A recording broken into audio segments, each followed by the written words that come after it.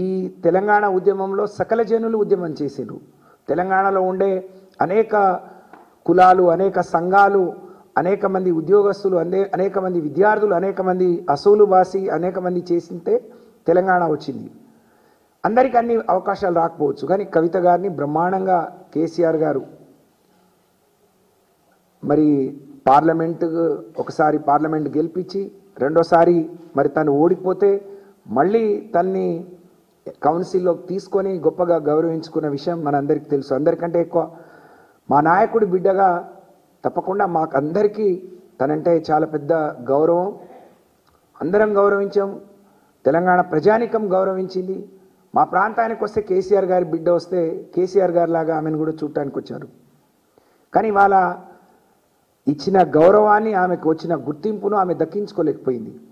నిజంగా ఇంత చదువుకొని తనకి ఇంత అవగాహన ఉండి కూడా ఇవాళ ఎవరో ఇలా మాట్లాడటం అనేది చాలా మా అందరి మనసులు కలిచివేసింది.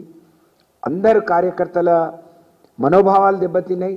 అందుకనే ఇలాంటి నిర్ణయం తీసుకున్నారు. మరి దీన్ని ఇవాళ మహిళా లోకం చాలామంది మహిళలు, ఇంకా మేము చాలా రోజులుగా రాజకీయాల్లో ఉన్నాం కాబట్టి కార్యకర్తలు, నాయకులు మాట్లాడతారు. అందులో మహిళలు రాజకీయాల్లో ఉన్నా లేకున్నా వాళ్ళ కుటుంబాలతో ఉన్న అనుబంధం ఏ పార్టీలో ఉన్నాయి వాళ్ళు చాలామంది ఒక మంచి నిర్ణయం తీసుకున్నారు, ఒక మంచి ఆలోచన చేసిందని చెప్పి హర్షిస్తూ ఉన్నారు. ఒకరోజు తను జైల్లో ఉన్నప్పుడు ఫ్లైట్లో వస్తుంటే కేసీఆర్ గారు ఎందుకు బయటికి రావట్లేరు అంటే, కవిత జైల్లో ఉంటే తను ఎలా వస్తారు అని అంటే, ఈ రాష్ట్రం మరి సాధించింది తెలంగాణ ప్రజానికం కోసం, తెలంగాణలో ఉండే ప్రజల కోసం, అనేక మంది బిడ్డల కోసం ఒక తండ్రిగా వారు సాధించారు కదా. ఇవాళ ఒక బిడ్డ కోసం తను ఇలా బయటికి రాకపోతే ఇది కదా అని అడిగిండు. అంటే ఆయన ఎంత మనోవేదన చెంది ఉంటారు. తనే అన్నది, నా కోసం బీజేపీలో కలిపేస్తామంటే నేను వద్దన్నాను అని. అంటే ఒక బిడ్డ అంటే తన మీద ఎంత ప్రేమ చూపించి ఉంటారు.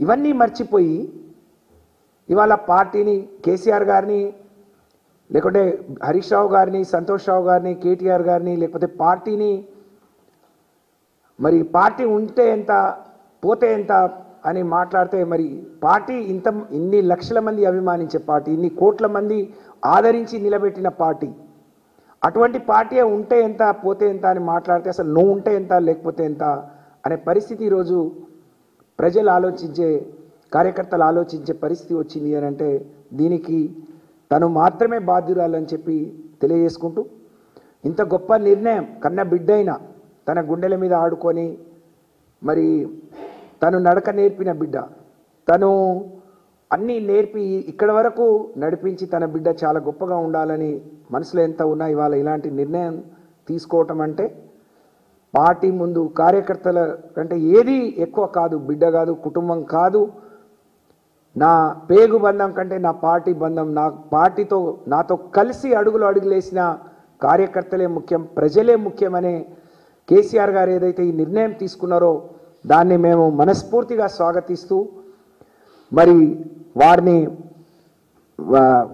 ఆ నిర్ణయాన్ని నిజంగా చాలా ఇది హర్షించేదగ్గ విషయంగా మరి తెలియజేసుకుంటూ, ఇలాంటి గొప్ప నిర్ణయం తీసుకున్న నాయకుడు, అలాంటి నాయకుడితో కలిసి పనిచేయటం ఒక ఆడపిల్లలుగా మేము అదృష్టంగా భావిస్తూ మరి మీ అందరికీ మరొకసారి నమస్కారాలు తెలియజేస్తూ ఇప్పుడు పెద్దలు అక్క సునీత గారిని మాట్లాడాల్సిందిగా కోరుతా ఉన్నాను.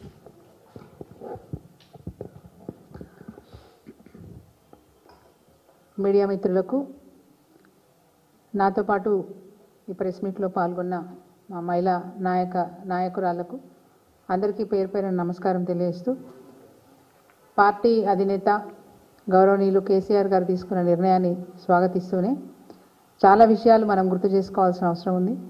గులాబీ జెండా పట్టినప్పుడు, టీఆర్ఎస్ పార్టీ స్థాపించినప్పుడు తెలంగాణ రాష్ట్రం ధ్యేయంగా కేసీఆర్ గారు ఆంధ్ర నాయకులను ఎండగడుతూ, ఎందుకంటే ఆంధ్రప్రదేశ్లో మహానాయకులు ఉద్యమాన్ని అణిచివేయాలని కేసీఆర్ గారిని అనేక విధాలుగా బాధలు పెట్టినప్పటికీ పట్టువదలని విక్రమార్కుడిలాగా గులాబీ జెండా పట్టుకుని మరి అడుగులో అడుగేసుకుంటూ ఒకరిని కలుపుకుంటూ రాష్ట్రమంతా మెచ్చే విధంగా తెలంగాణ రాష్ట్రాన్ని సాధించినారు.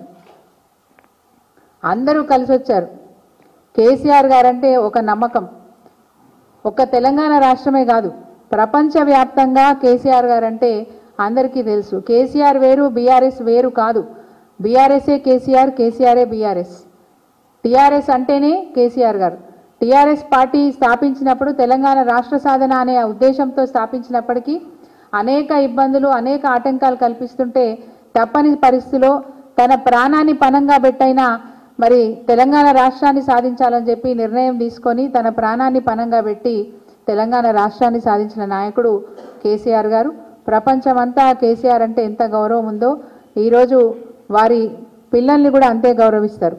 కానీ ఇలాంటి సందర్భంలో ముఖ్యంగా తెలంగాణ రాష్ట్రం సాధించిన తర్వాత కూడా నా బాసులు ప్రజలే అని చెప్పి, నా బాసులు ఢిల్లీలో ఉండరు, నా బాసులు గల్లీలో ఉంటారని చెప్పి ప్రజల నిర్ణయాలను, ప్రజల కష్టాల్ని గమనిస్తూ వాళ్ళకు కావాల్సిన అనేక సంక్షేమ పథకాలు తీసుకొచ్చి తెలంగాణ ప్రజల్ని ఒక గౌరవపరమైనటువంటి స్థాయిలో ఉంచున్నారు కేసీఆర్ గారు.